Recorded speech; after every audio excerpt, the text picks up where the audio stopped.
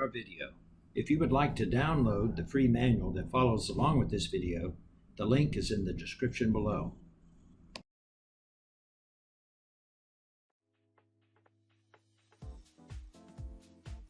I want to close out with some tips and tricks for finishing up your schedule logic.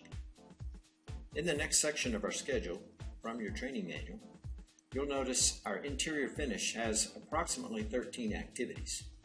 In these activities, I've intentionally put these out of order. Let me show you a trick.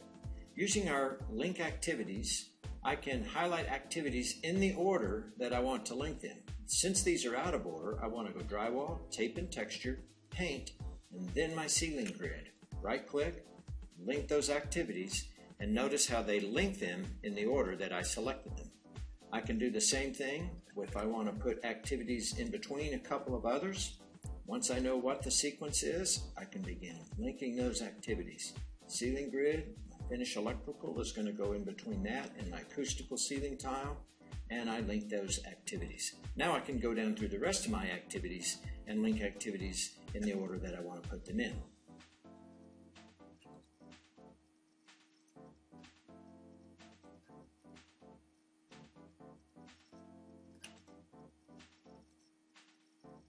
Now that I have all of these activities tied together, I can go on to my last section. These two activities I want to link together. Right-click, link activities. So that's the first step in building logic, is going down through each one of my WBS elements and linking the individual groups of activities. The second phase of completing my schedule logic is linking the individual groups of activities together. My survey and staking, I'm going to start that after mobilization. I use my linking tool to do that. My layout and grade pad is going to start after my excavate and grade. I can zoom out a little bit. My structural steel is going to start after my cure slab. My roof joist and decking is going to start my exterior framing. My interior framing to start immediately after my exterior framing, so I link those together. My drywall, I want to have follow my insulation. I link that, but I also want my roof membrane on so that my activities are dried. Once again, I zoom out a little bit, come down to my last set of activities, my finished site grading.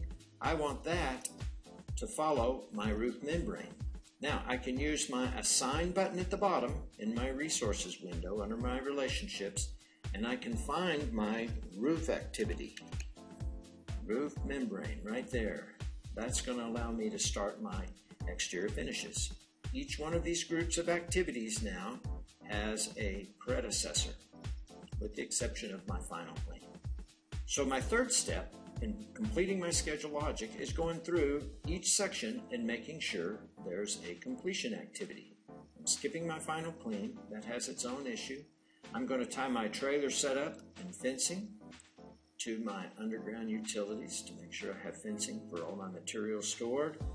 All of these have a finish activity. The only ones that don't have a finish activity is my test and balance in my base and pave parking lot. My test and balance activity needs a successor, so I select assign. One of the advantages of this relationships tab at the bottom is I can search. I type final, and there is my final clean activity. In a small schedule, it's not that big of a deal, but if you have thousands of activities, it's going to be very handy to have the search feature available. And once I have it open, I can just select another activity on the left and assign the same successor using my assign window. Now, all of my activities have successors. I can tie my final clean to substantial completion, link it, and I have a complete baseline schedule with predecessors and successors for each activity. Don't forget to like and subscribe, share with your colleagues, and leave a comment. We'll get back to you as soon as possible.